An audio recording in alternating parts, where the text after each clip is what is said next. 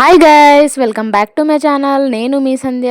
So last time గుమ్మం పూజ video post చేశాను కదా, అది పార్ట్ 1. ఇదైతే పార్ట్ 2 అండి. ఆ వీడియోకి కంటిన్యూయేషన్.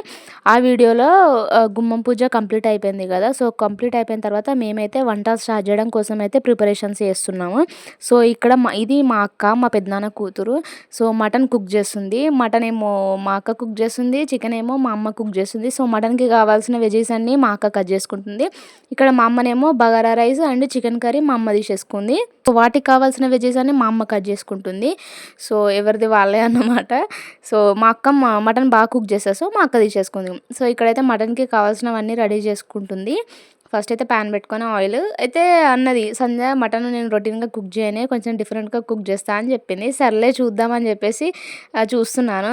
సరే మీకు కూడా చూపిద్దాం అన్నట్టు సింపుల్గా జస్ట్ అంటే ఎవ్రీథింగ్ ఇది వేసుకోవాలి అది వేసుకోవాలి అన్నట్టు కాకుండా జస్ట్ సింపుల్గా చూపిస్తున్నాను. నేను వీడియో తీస్తుంటే మా చిన్నోడైతే వచ్చి నేను తీసా మమ్మీ, నేను తీసా మమ్మీ అంటున్నాడు. వీళ్ళిద్దరైతే మా అక్క కొడుకులు. మా అక్క అంటే మా పెద్దనాన్న కూతురు అనమాట. వాళ్ళకు ఇద్దరు కొడుకులు.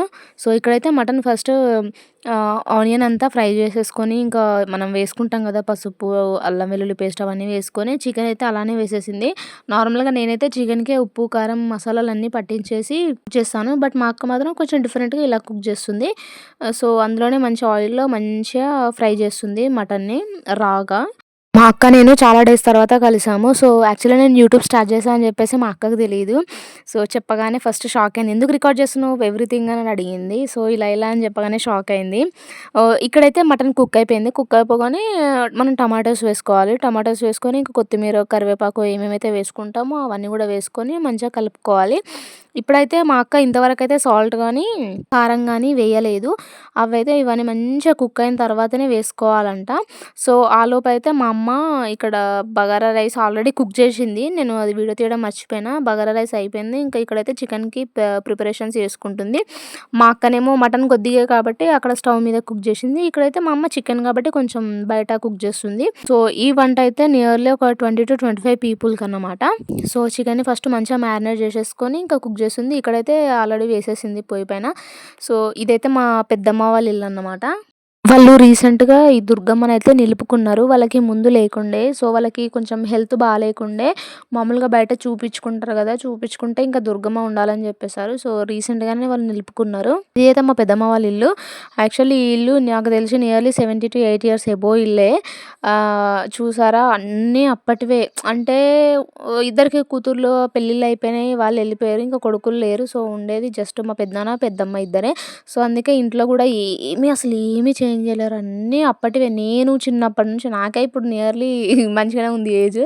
ఆహ్, 20+ ఇయర్స్ నుంచి ఏమేమి వాడుతున్నారో అవే ఉన్నాయి. స్టవ్‌కి కూడా ఇక్కడ చూడండి బొట్లు రోజు పెట్టాల్సొస్తదని చెప్పేసి ఇంకా ఏకంగా పెయింటే పెట్టేశారు. పసుపు, కుంకుమలాగా. సో, అలా చాలా కొంచెం డిఫరెంట్‌గా అనిపిచ్చింది. అంటే ఈ జనరేషన్‌కి తగ్గట్టు కూడా ఏమీ తీసుకొచ్చుకోలేరు. అన్నీ అప్పటివే వాడుతున్నారు. బట్ అన్ని ఇయర్స్ నుంచి అది కాపాడుకోవడం అనేది చాలా చాలా చాలా గ్రేట్ అసలు. అన్ని ఇయర్స్ నుంచి చాలా కేరింగ్‌గా చూసుకుంటున్నారు ఎవ్రీథింగ్. ఈవెన్ ఇంట్లో వాడే రైస్ కుక్కర్ గూడా నాకు బుద్ధి తెలిసినప్పటి నుంచి, అంటే నాకు 4 ఇయర్స్, 5 ఇయర్స్ నుంచి చూస్తున్న రైస్ కుక్కరే స్టిల్ వాడుతున్నారు. చాలా గ్రేట్ గదా! అన్ని ఇయర్స్ నుంచి గూడా దాన్ని ఇంత ఖరాబ్ గాకుండా, ఏమి అవ్వకుండా దాన్ని వాడుతున్నారంటే చాలా గ్రేటు. సో, ఇక్కడైతే వంటలన్నీ అయిపోయాయి. అయిపోయిన తర్వాత మా అక్కయితే బట్టలన్నీ వాష్ చేస్తుంది. అందరి స్నానాలు అన్నీ ముందే అయిపోయినాయి గదా! సో, బట్టలు ఉతకడానికి టైం లేకుండే అప్పుడు. సో, అక్కడ గుమ్మం పూజ అయిపోగానే, ఇక్కడ వంటలయిపోగానే బట్టలయితే వాష్ చేసుకుంటున్నాము. ఎందుకంటే అప్పుడే టిఫిన్ చేసాం గదా! సో, వెంటనే ఏం తింటామని జెప్పేసి సో, ఆలోపే మటన్ గూడా కుక్ అయిపోయిందండి. అసలు విజిల్ అయితే అస్సలు పెట్టలేదు. జస్ట్ నార్మల్‌గా స్టవ్ పైనే కుక్ చేసింది వితౌట్ ప్రెషర్ కుక్కర్. చాలా బాగొచ్చింది టేస్ట్ గూడా. చూసారా? చూస్తుంటేనే నాకు మళ్ళీ తినాలనిపిస్తుంది. సో, ఫైనల్‌గా వంటలన్నీ అయిపోయాయి. ఇక్కడైతే మేము bagara rice, chicken with mutton కలిసి తింటున్నాము.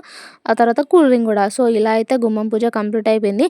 ఈ వీడియో నచ్చితే లైక్ చేసి ఛానల్‌ని సబ్స్క్రైబ్ చేసుకోండి. ప్లీజ్, ప్లీజ్, ప్లీజ్ మరింత మంచి కంటెంట్‌తో మీ ముందుకొస్తా. Thank you.